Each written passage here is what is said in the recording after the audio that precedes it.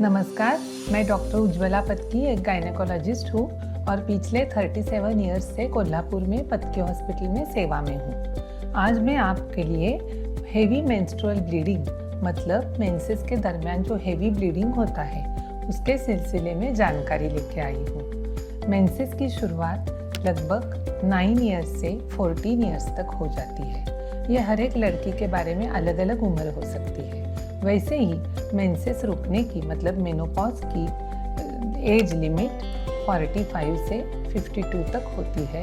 ये भी कभी कभी जल्दी या कभी कभी लेट हो सकता है। अभी नॉर्मल मेंसेस क्या होती है ये पहले बताती हूँ। हमारे पेट में ये जो गर्भ पिशवी है, राइट और लेफ्ट अंडे की पिशवी और नलिकाएं हैं। हर महीना एक अंडा बन के फूट के नली में से इधर आता है और उसे ओव्यूलेशन बोलते हैं। उसके कुछ दिन बाद हमें मेंसेस आ जाते हैं। तो इसके मेंसेस की नॉर्मेलिटी मतलब नॉर्मल मेंसेस का ड्यूरेशन क्या है? 4 से 6 दिन तक ब्लीडिंग होना, हर महीना 30 डेज की साइकिल रहना, ये नेचुरल है। लेकिन 25 डेज से 35 डेज की गैप आए तो भी हम इसे वेरिएशन ऑफ द नेचुरल बोलते हैं। इसके लिए ज़्यादा फिक्र करने की ज़रूरत नहीं। एबनॉर्मल मेंसेस मतलब मेंसेस का बिगड़ना क्या बोलते हैं?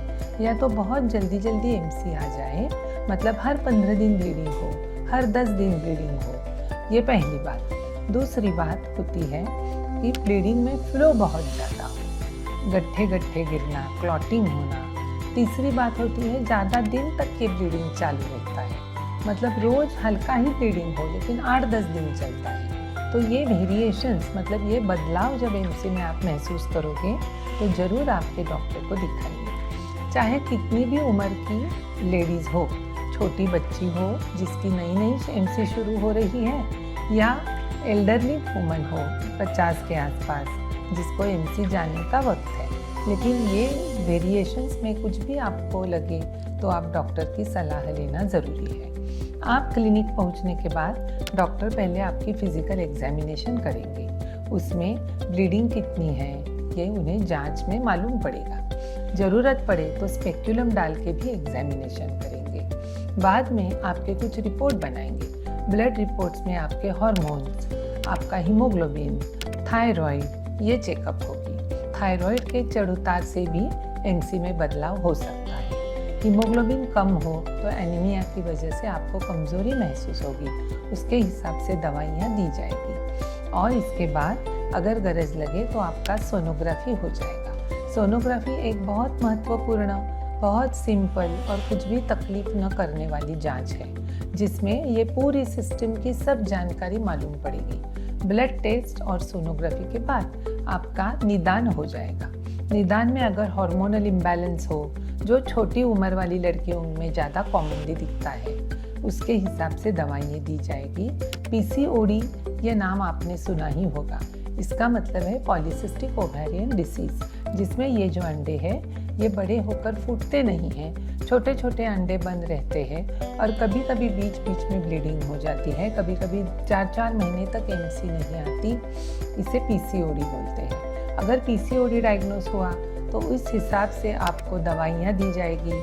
आपका वेट ज़्यादा हो तो वेट लॉस की सलाह मिलेगी और एक्सरसाइज और डाइटरी चेंजेस के बारे में मालूमात हो जाएगी।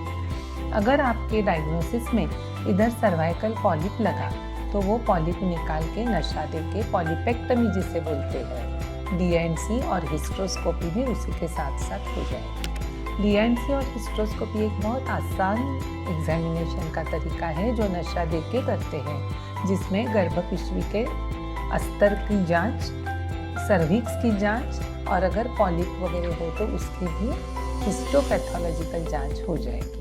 अगर आपको फाइब्रॉइड्स का डायग्नोसिस हो गया तो फाइब्रॉइड के बारे में 2 प्रकार की ट्रीटमेंट हो सकती है। छोटी सी फाइब्रॉइड हो तो दवा गोली के साथ हम आगे जा सकते हैं। अगर बड़ी फाइब्रॉइड हो और आपको प्रेगनेंसी में इंटरेस्ट है तो सिर्फ गांठ निकालते हैं।